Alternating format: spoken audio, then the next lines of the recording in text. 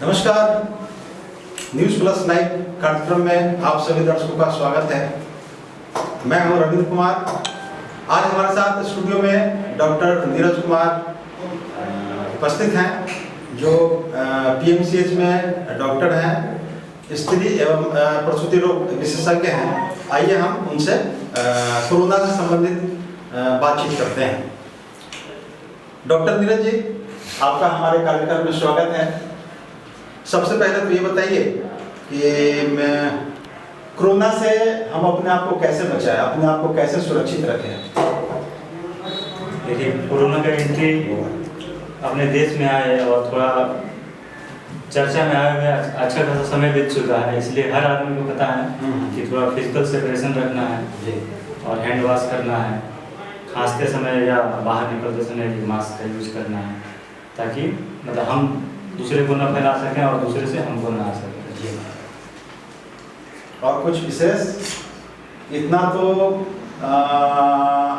2 महीना लॉकडाउन हुए हो गया, इतनी जानकारी तो लगभग सभी लोगों को हो गई। इसके अलावा भी कुछ और सुझाव देना चाहेंगे हमारे दर्शकों को? क्या कहा जा सकता है, लेकिन ठीक है, इतना तो करना पड़ेगा। चलिए, ठीक। एक चीज और बताइए, अभी चाइना की भूमिका इस कोरोना महामारी में बड़ी संदिग्ध रही है। अमेरिका सहित विश्व के मैक्सिमम देश संदेह कर रहे हैं उसके ऊपर कि कहीं न कहीं कोरोना बीमारी को उसके द्वारा उसके लैब में बनाया गया है और वहाँ से उसने सारे देशों को फैलाया है। इसके बारे में आप क्या कहना है? देखिए, साइंटिफिकली ऐसा पॉसिबल है, मतलब वायरस क्रिएट किया जा सकता है। और इससे पहले बहुत बार वायरस का आउटब्रेक हुआ है, तो यहाँ दोनों चीज़ें हो सकती है। मतलब ऐसा नहीं है कि कोई ये बोले कि नहीं वायरस को क्रिएट नहीं किया जा सकता, ऐसा नहीं। जेनेटिकली इंजीनियरिंग करके वायरस क्रिएट किया जा सकता है। अब ये डिपेंड करता है सामने वाले की मेंटलिटी पे कि वो विध्वंसक मानसिकता का है, वो ऐसा करना चाहता है या नहीं करना चाहता है। लेकिन ये पॉसिबल है जेनेटिकली इंजीनियर करके। लेकिन अमेरिका वगैरह का तो यहाँ तक दावा है कि उसके पास पूरे साक्ष्य उपलब्ध हैं, जिसके आधार पर वो पूरा ये दावा कर रहा है कि इन सारी चीज़ों में अमेरिका का ही, चाइना का ही हाथ है। किसी भी चीज़ को एकदम सही नहीं माना जा सकता है और एकदम सिरे से नकारा भी नहीं जा सकता है। संभावनाएं हैं दोनों की। चलिए, ठीक। अच्छा, एक चीज़ और बताया जाए कि साइंस इतना डेवलप कर गया है, हम लोग कह रहे हैं अपने आप को कि हमने परमाणु बम बना लिया, एटम बम बना लिया, चाहे तो एक क्षण में पूरे देश को हम खत्म कर सकते हैं।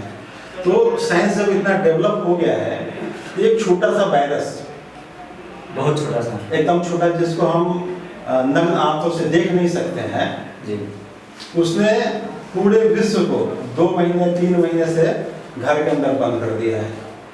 इसके बारे में क्या कहना चाहेंगे? देखिए, साइंस के बहुत सारे डायमेंशंस हैं। जैसे कम्युनिकेशन के, ट्रांसपोर्टेशन के मामले में हमने डेवलपमेंट हासिल की है। मेडिकल साइंस में डेवलपमेंट, जैसे इन्वेस्टिगेटिंग मशीन जो है, जैसे CT स्कैन, MRI, इस टाइप के मशीन का डेवलपमेंट ज़्यादा हुआ है। और जो नेचर का जो बनाया हुआ बॉडी है, जो ह्यूमन है या और भी जो क्रिएचर्स ऑफ नेचर है, उनके फंक्शनिंग को हम देखने के लिए ऐसे मशीन तो रखे हैं जिससे हम जानकारी दे सकते हैं कि ह्यूमन बॉडी ऐसे काम करता है, आपके ब्रेन में ये चल रहा है, वो चल रहा है, ये सब जानकारियाँ दे सकते हैं। लेकिन जब बात ट्रीटमेंट की आती है, तो ट्रीटमेंट के नाम में जमाने के हिसाब से इतना आगे होना चाहिए था मेडिकल साइंस, इतना आगे नहीं है। अच्छा, तो इतना डेवलप हो जाने के बाद भी पूरा विश्व कोरोना का टीका बनाने के लिए प्रयासरत है, लेकिन इतना प्रयास करने के बाद भी इसका इलाज नहीं मिल पा रहा है। इसका देखिए सर, टीका और जो इलाज जिस पे पूरा विश्व लगा हुआ है, वो एक दृष्टिकोण है, जिसमें हम मतलब मेडिकल साइंस के बहुत सारे मैग्नीट्यूड्स हैं, बहुत सारे इनफैक्ट पर्सपेक्टिव्स हैं, दृष्टिकोण। एक दृष्टिकोण है जिसमें हम वैक्सीन की बात करते हैं, एंटीवायरल ड्रग्स की बात करते हैं जो वायरस को मार रहे हैं। लेकिन हमारे लिटरेचर्स में जैसे आयुर्वेदा है, होम्योपैथी है, और भी डिफरेंट टाइप ऑफ साइंसेज हैं जिन पे अगर अच्छा वर्क हो, तो अगर एलोपैथी बहुत कारगर नहीं हो रहा है, तो अगर उधर से डेवलपमेंट हो तो शायद अच्छे रिजल्ट्स मिल सकते हैं। क्योंकि एलोपैथी में हम क्या करते हैं, वायरस के पीछे भागते हैं, वायरस को मारते हैं। लेकिन हमारा जो सिक बॉडी है, जो उस वायरस के चपेटे में आ गया, जी, उस बॉडी को इम्प्रूव करने के लिए हम कुछ नहीं कर पाते हैं। लेकिन ये सब संभावनाएं आपको आयुर्वेदा में और होम्योपैथी में है, जहाँ वायरस जो जैसा है वो बना रहे, लेकिन आपकी बॉडी को ऐसा इम्प्रूव कर दिया जाएगा कि चाहे कोरोना हो या डेंगू हो या जो भी हो, जिससे कि आप निजात पा सकते तो हैं। क्या हमने ये होम्योपैथी में या फिर अपना जो आयुर्वेदा वगैरह में इस कोरोना का कोई अस्थायी इलाज है? कोरोना ये टर्म तो इधर आया जी, लेकिन जो ह्यूमन बॉडी पे जो काम करते हैं, तो ह्यूमन बॉडी जो है जी। ये आज का बना हुआ नहीं है, ये आज से नहीं आ रहा है, बहुत सदियों से आ रहा है। तो जो आयुर्वेदा है और जो होम्योपैथी है, ये कोरोना के बारे में कुछ नहीं बोलेगा, लेकिन ये आपकी बॉडी के बारे में इनकी अच्छी खासी रिसर्च है। इससे आपकी बॉडी को काफ़ी अच्छा तंदुरुस्त कर सकते हैं, जो और वो बॉडी कोरोना से फाइट कर लेगा, ऐसा है। तो कहने का मतलब क्या है कि अगर हम अपने अंदर उस क्षमता को बढ़ा दें, या जो पहले आपकी जो बीमारियां हुई हैं, जैसे कोरोना के बाद तो एक बड़ी बात है, डेंगू का भी इलाज एलोपैथी में कोई एंटी डेंगू मेडिसिन नहीं है।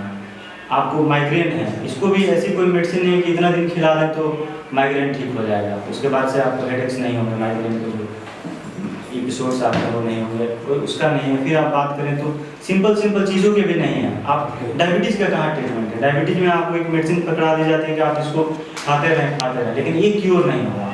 आप ब्लड प्रेशर का देख लें, हम कोरोना तो बहुत बड़ी बात हो रही है, सिंपल सा डायबिटीज़ का देख लीजिए, हाइपरटेंशन का देख लीजिए।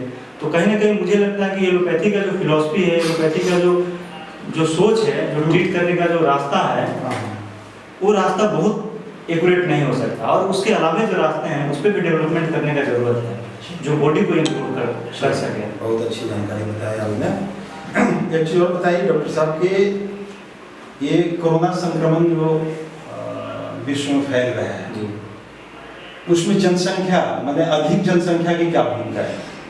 जिस देश में जैसे हमारा देश आज एक 135 करोड़ की जनसंख्या वाला देश है, उसमें इसकी जनसंख्या की क्या भूमिका है? देखिए, आज हर कोई फिजिकल सेपरेशन या सोशल डिस्टेंसिंग के बारे में जान रहा है, तो जितना ज़्यादा जनसंख्या रहेगा, सोशल डिस्टेंसिंग उतना टफ हो जाएगा। आप मार्केट में जैसे एक सब्जी की दुकान खोलिए, उस एरिया में जितना ज़्यादा पॉपुलेशन है उस दुकान पे उतनी भीड़ लगेगी, और वहाँ लोगों का डिस्टेंस बनाने के लिए आपको उतना ज़्यादा टफ वर्क करना पड़ेगा। इसलिए पॉपुलेशन बहुत ही निगेटिव रोल प्ले कर रहा है कोरोना में। जी,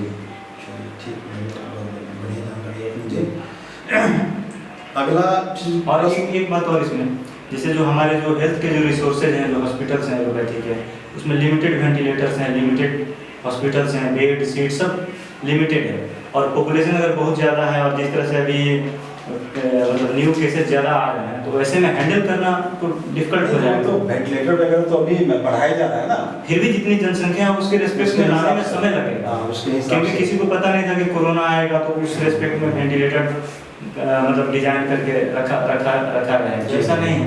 तो इसलिए जनसंख्या तो एक मतलब बहुत ही, मुझे लगता है कि सबसे नेगेटिव फैक्टर में एक पॉपुलेशन है। अच्छा, अभी बाहर से दिल्ली, बॉम्बे, कलकत्ता में हमारे बिहार से बहुत सारे लोग मजदूर भाई काम करते हैं, उनका अपने घर लौटना शुरू हो गया है पिछले एक सप्ताह से, और ट्रेनों के माध्यम से सरकार उनको अपने गृह जिला या गृह राज्य में पहुंचा रही है। 5-7 दिन पहले कोरोना संक्रमितों की संख्या हमारे राज्य में 500 के आसपास में है। आज संख्या 1600-1700 के आसपास में हो गई है। मैंने प्रतिदिन 100, 125, 150 का ये आंकड़ा बढ़ता जा रहा है। तो ऐसी स्थिति में सरकार द्वारा जो 25 तारीख को हवाई यातायात शुरू करने का जो स्वीकृति दी गई है, ये कहाँ तक उचित है? देखिए सर, इसमें ऐसा है कि सिर्फ मतलब मानव की समस्या सिर्फ कोरोना ही नहीं है। अगर पूरी एनर्जी और पूरा ह्यूमैनिटी अगर सिर्फ कोरोना के अकॉर्डिंगली चलने लगे तो और भी बहुत सारे संकट एराइज हो जाएंगे, तो कहीं ना कहीं उनको भी मैनेज करना है, इसलिए कदम सही। अच्छा, अभी बाहर से बहुत सारे मजदूर भाई तो हमारे घर आ गए हैं, अभी भी गाजीपुर बॉर्डर पे आना बाकी है। बहुत हजारों की संख्या में लोग बस डिपो के पास या बॉर्डर पे इकट्ठे हैं कि बस आएगी तो हम लोग को लेके जाएंगे अपने गृह प्रदेश में, है ना। दिल्ली सरकार के आंकड़ा के अनुसार 4 लाख लोगों ने रजिस्ट्रेशन कराया है, जिसमें मात्र 65,000 लोग ही आ पाए हैं अपने गृह। अब ये 3 लाख से अधिक लोग जो है वो लोग फिर अपने गृह राज्य पहुँचेंगे, बिहार पहुँचते हैं, तो ये संक्रमण की स्थिति क्या होगी, इसकी क्या भयावहता होगी इसको? बिल्कुल बहुत ही मतलब बुरा स्थिति हो सकता है अगर इस बीच में नेचर कुछ ऐसा ना करे कि वायरस का इन्फेक्टिविटी कम हो जाए, वायरस का पोटेंशियल कम हो जाए। अगर ऐसा कुछ नहीं करता है तो हम तो मतलब अपने मैक्सिमम रिसोर्स लगा चुके हैं, मैक्सिमम सावधानियाँ बरती जा रही हैं, और जब जैसे जैसे केसेज की संख्या बढ़ेगा तो उनको कंट्रोल करना भी मुश्किल होगा।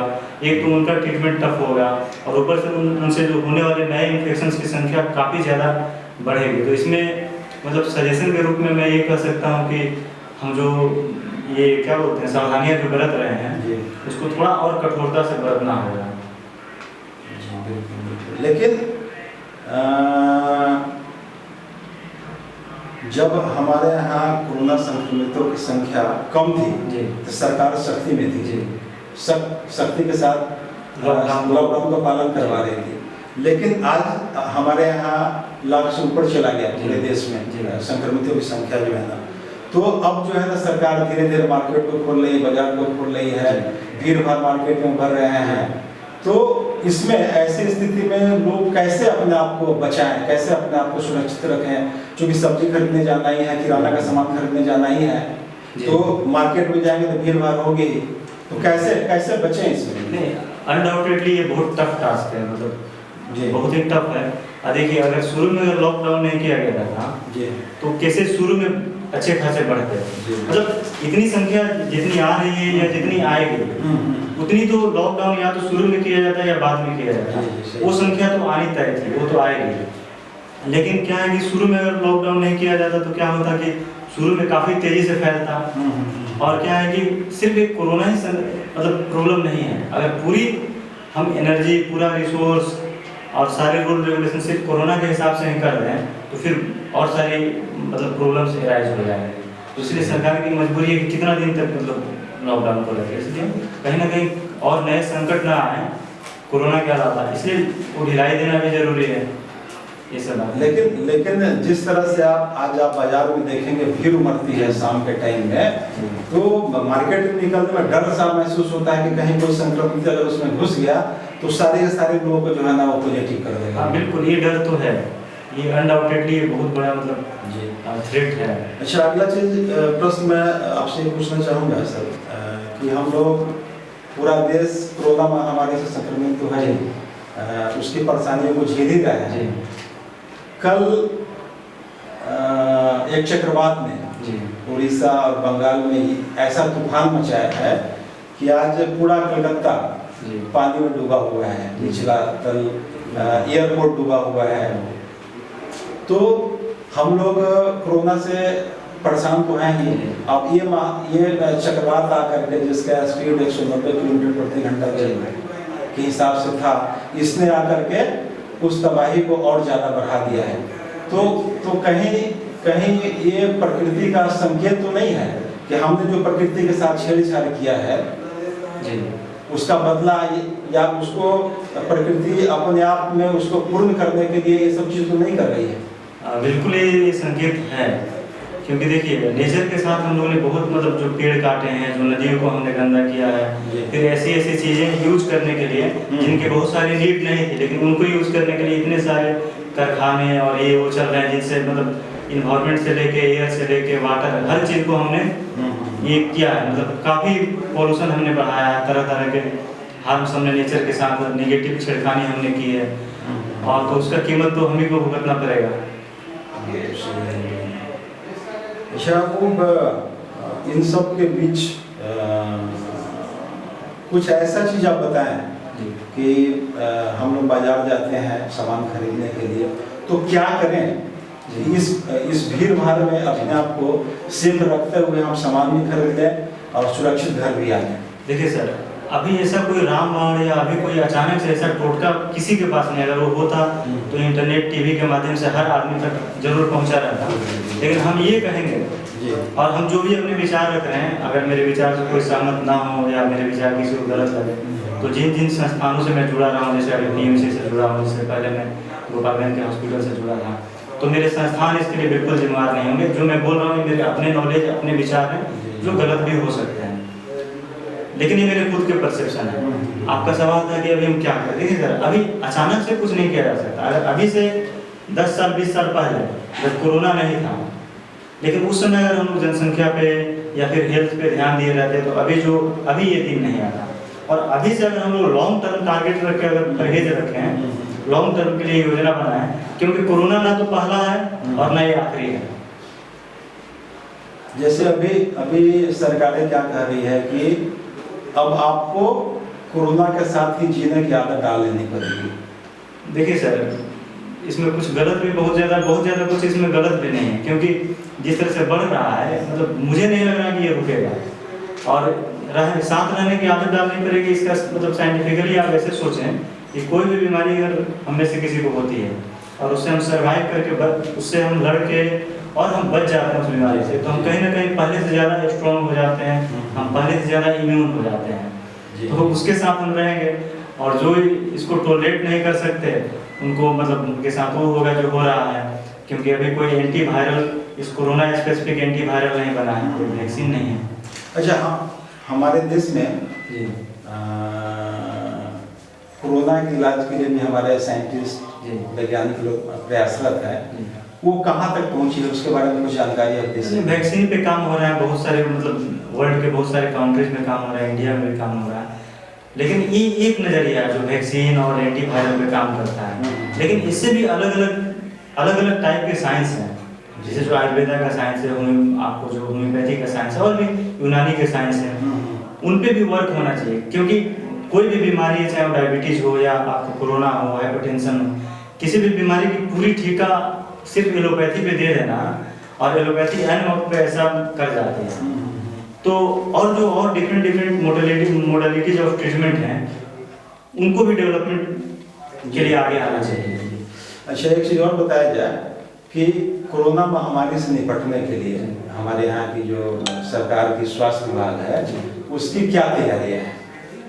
मैं तो चूंकि गवर्नमेंट में हूँ तो इस पर कुछ बोलूँगा नहीं, लेकिन अच्छा है, फिर भी आपका ठीक है, अच्छा है मतलब विचार। नहीं ठीक है, चूंकि मैं एलोपैथी से जुड़ा हूँ, एलोपैथी हॉस्पिटल में हूँ, और अभी कोरोना तो बहुत सो एलोपैथी ही देख रहा है, तो है चलो। मैंने क्या, मैंने अच्छी व्यवस्थाएं हैं? हाँ ठीक है, हमारे दर्शकों के लिए कोई मैसेज या कुछ संदेश आप देना चाहें? हाँ, लेकिन ये संदेश एकदम छोटा नहीं होगा, थोड़ा सा बड़ा। हाँ ठीक है, कोई बात नहीं। देखिए, अभी कोरोना के लिए अचानक से कोई टोटका नहीं हो सकता, और कोरोना ना तो पहला है ना तो आखिरी है। अगर अभी से 20 साल पहले अगर जो हम बता रहे हैं, अगर उस टाइप से बर्ताव किया गया रहता तो अभी शायद स्थिति अच्छी होगी। अगर अभी से हम बर्ताव करें तो शायद इस कोरोना के बाद जो होना आएगा, जो भी आएगा, उससे हम बेहतर तरीके से बच सकेंगे। तो उसके लिए मुझे क्या कहना है कि देखिए, आपको छोटी सी बीमारी जब होती है, सिंपली नाक से पानी आने लगता है, तो आप या तो लेवोसिट्रिजिन की गोली खा लेते हैं क्योंकि आपको जल्दी में ऑफिस जाना है, इतने सारे बच्चे हैं, सबके लिए रोटी कमानी, तो पहले बच्चे कम रखिए। बच्चे कम रखेंगे तो आपकी भाग दौड़ थोड़ी कम होगी, और वो बच्चे भी अच्छे से इस देश में पलेंगे, बढ़ेंगे, विकास करेंगे, देश के लिए काम करेंगे। तो एक तो आप बच्चे कम रखें, ऊपर से जब आपको कोई बीमारी होती है तो थोड़ा सा आप टॉलरेंट बने, हर बात के लिए दवा। नाक थोड़ी सी जाम हुई नहीं कि सिट्रीजिन, थोड़ा सा गैस बना नहीं कि पेंटोप्राजोल, थोड़ा सा नाक जाम हुआ तो उसमें ड्रॉप डालिए, आंख में हुआ तो ये डालिए। हर चीज़ को अगर आप अपने बॉडी को एकदम मेडिसिन डिपेंडेंट बना देंगे तो फिर वो बॉडी कोरोना से नहीं फाइट कर पाएगा। बहुत मुश्किल है उस बॉडी के लिए कोरोना से फाइट करना। जिस आदमी की बॉडी जो थोड़ा इवॉल्व है, जो इम्यून है, जैसे अभी कोरोना के हम लोग इस अभी ऑफिस में 20-30 लोग होंगे ना, इस 20-30 लोगों में से 2-4 लोग ऐसे जरूर होंगे जिनको कभी ना कभी कोरोना जिनके बॉडी को टच किया होगा, लेकिन वो इम्यून है, वो बचे हुए। तो खुद को इम्यून बनाना है, पहले तो ऊपर वाला करे कि हमको कोरोना से मतलब। अच्छा, वो हमारे कुछ दर्शक हैं जो लाइव आ रहे हैं, तो वो भी कुछ पूछ रहे हैं। तो ज़्यादातर लोगों का प्रश्न यही रहता है कि हम कैसे अपने आप को सुरक्षित रखें, मार्केट में जा रहे हैं तो क्या करें, क्या कुछ नया हम करें, क्योंकि जनरली तो सब लोगों को पता है 2-3 चीजें जो हैं, लेकिन उसके अलावा कुछ क्या अलग से कुछ किया जाए जिससे अपने आप को सुरक्षित महसूस कर सके, ऐसा कुछ बताएं तो बेहतर होगा। नहीं ऐसे मतलब मेरे मित्र जो हमसे पूछ रहे हैं उनको तो हम एक क्या मतलब काफ़ी हम डीप रिस्पेक्ट उनको दे रहे हैं, तो ट्रस्ट करके पूछ रहे हैं। लेकिन देखिए सर, अगर ऐसी कोई बात रहती तो अभी तक वो इंटरनेट के और सोशल मीडिया के थ्रू या डॉक्टर्स के थ्रू या टीवी के थ्रू जरूर पब्लिक तक आई रहती। तो ऐसी क्योंकि कोरोना पहले था नहीं, तो इसमें उसी टाइप के प्रिकॉशंस हम लोग बता रहे हैं जो आपको जो रेस्पिरेटरी ट्रैक्ट का जो इन्फेक्शन होता है, ठीक है, उससे बचाव के लिए जो मेजर्स होते हैं तो वो तो हर कोई कर रहा है, लेकिन बहुत हार्ड फास्ट कुछ इसका नहीं है। हमारे एक दर्शक है पारसनाथ जी, उन्होंने पूछा है कि कोरोना महामारी कब तक रहेगा सर, इसका एक टाइमिंग कब तक खत्म हो जाएगा? देखिए सर, ना तो इसको आदमी लाया, मतलब ना तो डॉक्टर्स ने, मेडिकल साइंस ने, या जो हमारे जो मरीज हैं उन्होंने लाया भी नहीं है और प्रेडिक्ट भी नहीं कर सकते, एकदम टोटली प्रेडिक्शन से बियॉन्ड है। लेकिन इंडिविजुअली हम ऐसा सोचते हैं कि अभी ये जाने वाला नहीं। फिर भी एक टाइम 2 महीना 4 महीना 6 महीना ऐसा नहीं, बिल्कुल ऐसा टाइम नहीं दिया, टाइमिंग में नहीं माना जा सकता। एक और हमारे भाई हैं सुजीत गुप्ता जी, उन्होंने प्रश्न किया है कि महिलाओं को कोरोना में क्या ध्यान रखना चाहिए, उसके बारे में कुछ बताएं, क्योंकि आप महिलाओं के डॉक्टर हैं, इसीलिए ये प्रश्न। महिलाओं को तो थोड़ा ज़्यादा और भी ज़्यादा ध्यान रखना चाहिए जी, ठीक है। और खास करके अगर कोई महिला गर्भवती हैं तो उनको तो खास करके बहुत ही ज़्यादा ध्यान रखनी है जी। और जब उनकी प्रसव होती है, जब डिलीवरी होता है, तो उसमें डॉक्टर्स भी काफ़ी प्रिकॉशन रखते हैं, क्योंकि वो बेबी को भी होने का संभावना बहुत ज़्यादा रहता है, तो उनकी जिम्मेदारी होती ही है और निभाते भी हैं डॉक्टर्स। चलिए, बहुत बढ़िया, आपने बहुत अच्छी जानकारी दी।